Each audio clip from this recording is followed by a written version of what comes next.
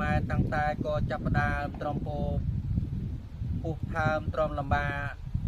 ដេកដើរដោយរោគតាមអត្រាតម្រាំកូនចាស់ចេញពីផ្ទៃ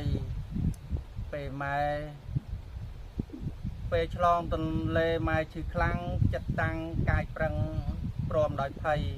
មិនដឹងយ៉ាងណាចិត្តមមីនឹកភ័យក្រៃកូនសូនសង្ខា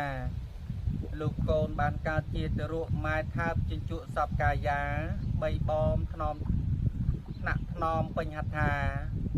មេត្តាប្រាឈាមជាទឹកដោះនៅ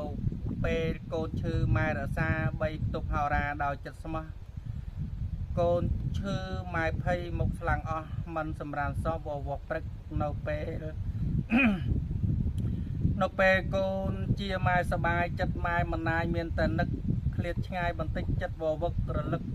រកកូនវិលវិញភ្លាមអង្គុយកកលក្រោកឈរដើរទៅតាមដំណើរម៉ែព្យាយាមខំបង្ហាត់កូនដោយមន្ទាមក្នុងនាមជាគ្រូឧត្តមក្រៃជុះនោមហូបចុកឆ្លៀកដណ្ដប់ចំណេះចេះចប់ប្រចាំថ្ងៃសំដីភាសាមាយាទថ្លៃកូនកុំសង្ស័យថាឥតគ្រូកូនចេះមួយមុខម៉ែអម្ដងអ៊ុតប្រាប់អ្នកផងមិនចាំយូរម៉ែនឿយយ៉ាងណាមិនគិតគូបន្ធូរកង្វល់ដោយផ្ពាល់កូនកូនធំបន្តិចបែបរៀងរឹងកូនខ្លះទៅតឹងអាងជីដូនម៉ែខឹងអន់ចិត្តមុខត្រពូនវាយកូនរួចគិតអាណិតក្រោយកូនល្អ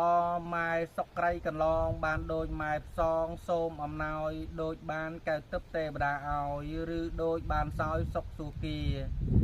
ពេលកូនបានសុកម៉ែសុកផងពេលកូនមានម៉ងម៉ែពុំជាកូនក្រលំបាកម៉ែរងាគ្រប់គ្រាម៉ែគិតកូនស្រីប្រុសកូនខ្លះកូនខូចអាក្រក់ក្នុងភូមិឃុំគេគុំគេស្អប់សពសាយសោះម៉ែដឹងប្រកាសថាកូនខុសតែម៉ែសន្តោសប្រុសប្រណីម៉ែគឺជាព្រះរបស់កូនជាក្បូនជីវិតកូនប្រុសស្រីម៉ែមានគុណធ្ងន់ហួសពោស្ដីគ្មានអ្វីជំនួសម៉ែបានឡើយជំនួសម៉ែបានឡើយគឺកំណាព្យ